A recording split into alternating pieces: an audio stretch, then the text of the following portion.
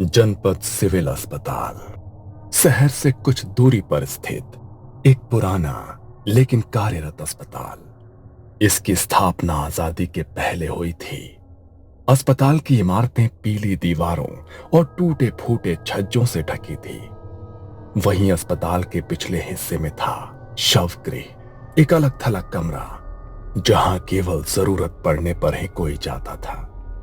इसकी 4 खिड़कियां थी, 3 नॉर्मल और एक हमेशा बंद रहने वाली चौथी खिड़की। डॉक्टर प्राची की उस अस्पताल में नई नई पोस्टिंग हुई थी। उम्र लगभग 32 वर्ष। हाल ही में मेडिकल कॉलेज से फॉरेंसिक स्पेशलिस्ट के रूप में पोस्टिंग हुई थी। दृढ़ आत्मविश्वासी, लेकिन पहली बार शवगृह में नियुक्ति से अंदर ही अंदर घबराई हुई थी। उसने अब तक सब कुछ किताबों में पढ़ा था। असली लाशों से कभी पाला नहीं पड़ा था। उसकी पहली मुलाकात हुई रघु से, जो पिछले 30 सालों से शवगृह का सहायक था। सफेद झटबाल, झुकी हुई कमर, लेकिन चेहरे पर हमेशा चेतावनी भरी गंभीरता। उसका शरीर कमजोर था, पर आंखों में अनुभव की गहराई थी। शवगृह में सब कुछ उसी की मर्जी से होता था। वहां एक और व्यक्ति था, अजय, वार्ड बॉय, लापरवाह लेकिन कामकाज में तेज। कभी कभी नियम तोड़ देता था, लेकिन नर्सों के बीच काफी लोकप्रिय था। उसका व्यवहार हल्का फुल्का था, लेकिन कई बार जरूरत से ज्यादा उत्साही हो जाता था। अस्पताल का संचालन करते थे डीन घोष, सिविल अस्पताल के प्रमुख। उम्र 60 के पार, सख्त प्रशासक, लेकिन अंदर से संवेदनशील। पुराने जमाने की बातों को गंभीरता से लेते थे। वो खुद मानते थे कि कुछ चीजें तर्क से परे होती हैं। रात की ड्यूटी की जिम्मेदारी निभाती थी नर्स कविता, सीनियर नर्स, तेज और सतर्क, हर छोटी बात नोटिस करती। पर शवगृह के पास ज्यादा देर रुकना उसे भी पसंद नहीं था। उसने कई बार अजीब घटनाएं होते देखी थी, पर कभी भी खुलकर नहीं बोली। डॉक्टर प्राची शर्मा को जब इस शवगृह में ड्यूटी के लिए भेजा गया, तो उसने सोचा कि यह बस एक सरकारी जॉब है। दिन में लाशें देखो, रिपोर्ट बनाओ और शाम को घर लौट जाओ।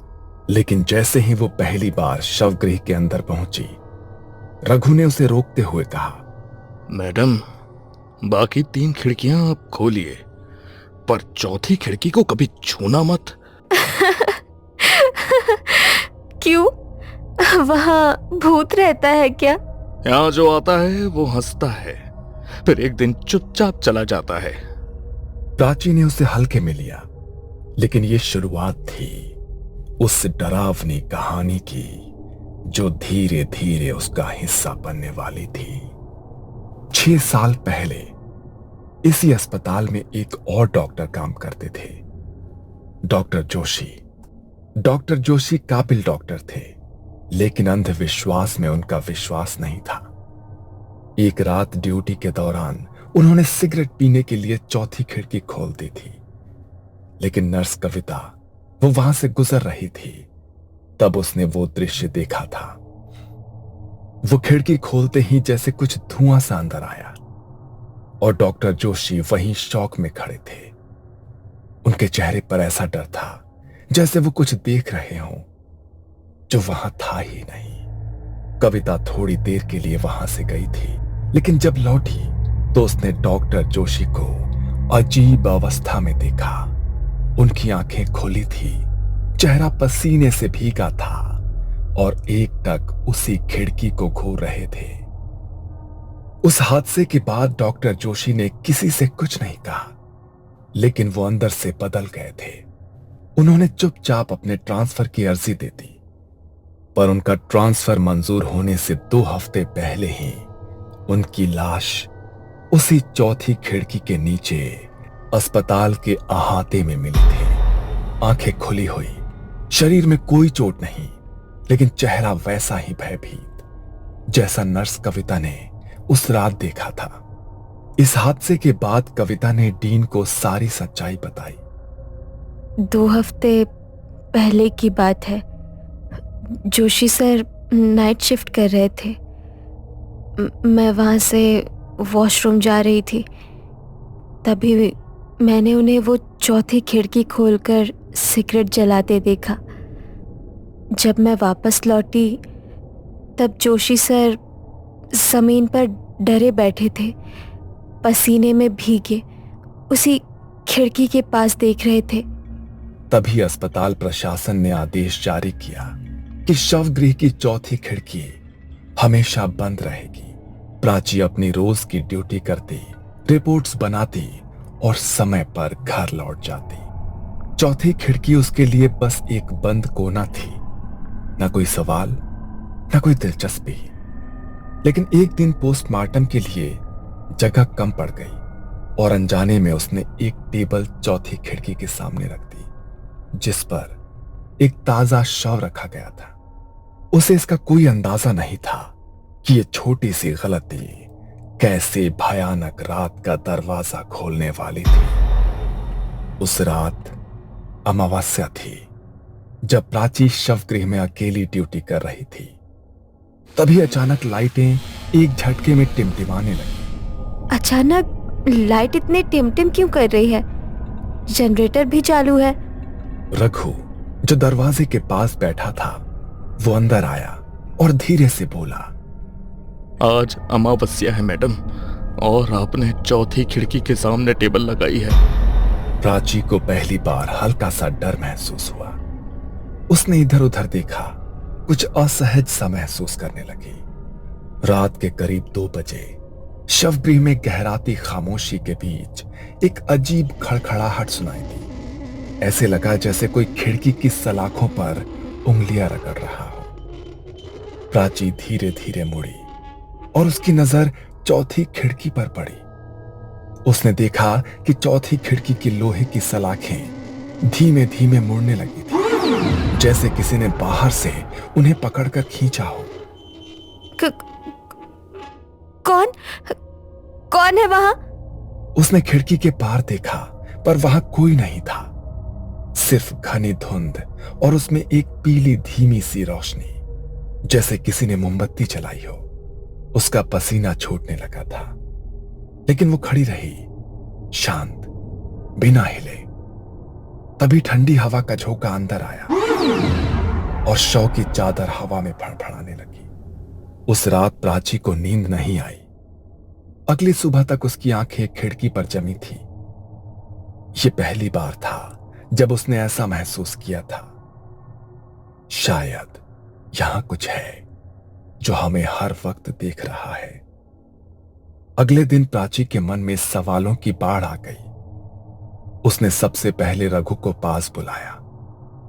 रघु, ये चौथी खिड़की वाली बात तुमने पहले भी कही थी, और कल रात कुछ अजीब हुआ।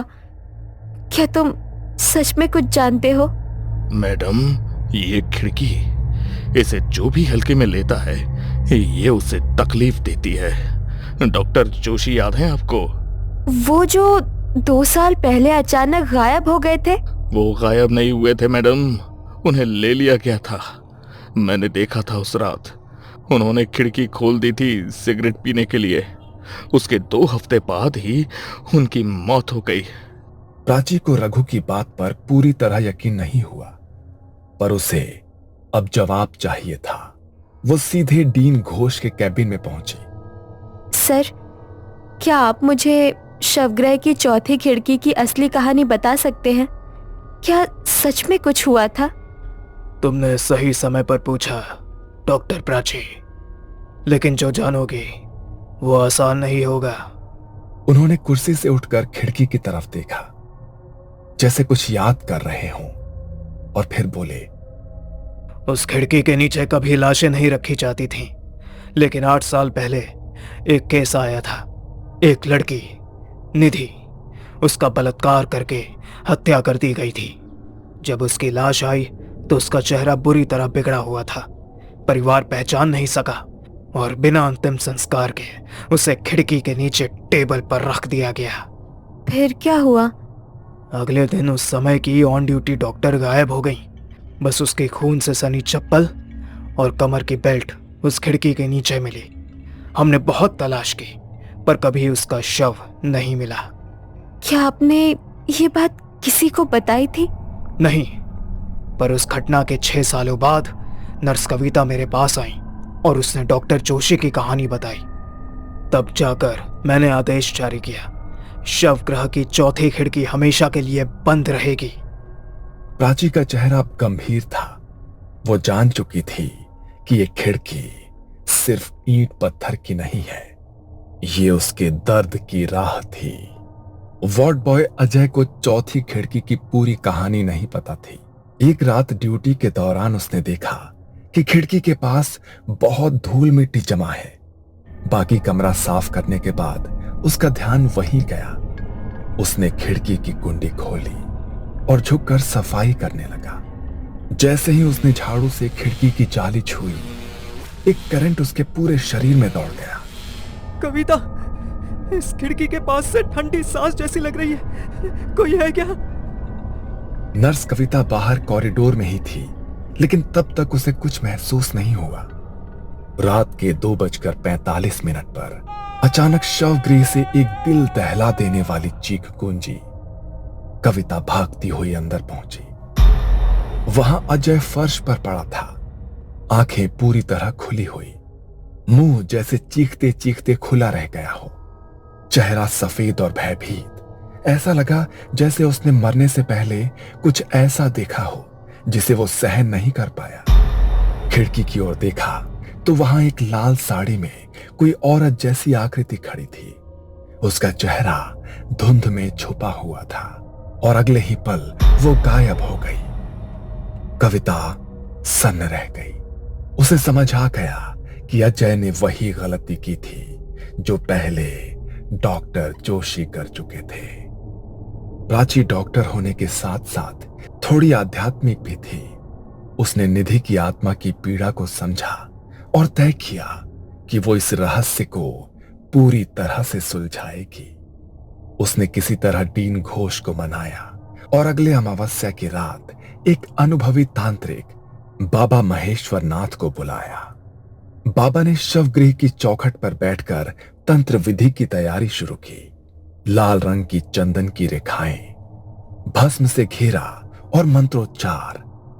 प्राची ने अपनी जान की परवाह किए बिना चौथी खिड़की के सामने एक कैमरा लगाया और खुद विधि में शामिल हुई। जो आत्मा न्याय की प्यासी हो वो अब प्रकट होगी। डरो मत, सच को उजागर करना अब तुम्हारा कर्तव्य है। रात के 3 बजे खिड़की की जंजीरें खड़कने लगी और एक ठंडी हवा शवगृह में भर गई। कैमरे की स्क्रीन ब्लैंक हो गई। तभी प्राची ने सुना, मुझे न्याय दो। एक परछाई धीरे धीरे सामने आई। वही लड़की, झुलसी त्वचा, अधखुले होंठ और खून से सनी साड़ी। मैं इंतजार करती रही हर रात। कोई मेरा सच नहीं जानता। किसी ने मेरी चिता नहीं जलाई। मैं अधूरी रह गई। प्राची कांपती हुई खड़ी रही। उसकी आंखों में आंसू थे। मैं करूंगी। मैं तुम्हारा अंतिम संस्कार करवाऊंगी। तुम्हें शांति दूंगी, ये वादा है। बाबा ने मंत्र पढ़ते हुए खिड़की पर भस्म फेंका और एक तेज चीख गूंजी जैसे आत्मा ने वर्षों का दर्द उगल दिया हो। कमरे का तापमान सामान्य होने लगा, लेकिन हवा में अब भी भारीपन था, जैसे कोई दर्द अभी पूरी तरह गया नहीं था। बाबा महेश्वर नाथ ने जो भस्म निधि की आत्मा पर डाली थी, उसने उसकी व्याकुल आत्मा को कुछ क्षणों के लिए शांत कर दिया।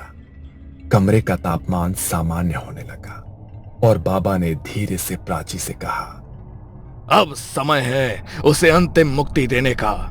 जब तक उसका अंतिम संस्कार नहीं होगा ये पीड़ा कभी खत्म नहीं होगी। अगले ही दिन प्राची ने निधि के पुराने केस को दोबारा खुलवाया।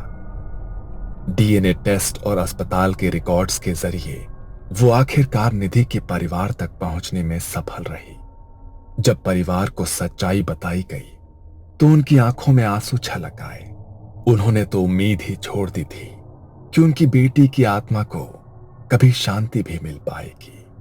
बाबा ने उस आत्मा पर फेंका वही भस्म उन्हें सौंपते हुए कहा, अब यही उसकी अस्थियां हैं, इन्हें विधि पूर्वक विसर्जित करें और आत्मा को मोक्ष दें। एक सप्ताह बाद पूरे धार्मिक रीति रिवाजों के साथ गंगा किनारे निधि का अंतिम संस्कार किया गया। उस रात शवगृह की चौथी खिड़की खुद ब खुद बंद हो गई। पहली बार कोई उंगलियों की आवाज नहीं आई, कोई परछाई नहीं दिखी। हवा स्थिर थी और कमरे में एक सुकून था, जैसे किसी ने वर्षों से रो रही आत्मा को गले लगा लिया हो। अस्पताल प्रशासन ने उस खिड़की पर अब एक ताले के साथ देवी की तस्वीर भी टांग दी। अब भी लोग कहते हैं कि कुछ आत्माएं तब तक भटकती हैं जब तक उन्हें न्याय न मिले, और चौथी खिड़की सिर्फ एक रास्ता नहीं थी, वो उसकी मौत की पुकार थी। ये कहानी आपको अच्छी लगी हो तो हमें सब्सक्राइब करें, हमारा इंस्टाग्राम और फेसबुक पेज जरूर फॉलो करें। अगर आपके पास ऐसी ही कोई कहानी हो तो हमें कमेंट बॉक्स में भेजें। हम कोशिश करेंगे कि अगली एनिमेटेड स्टोरी आपकी होगी।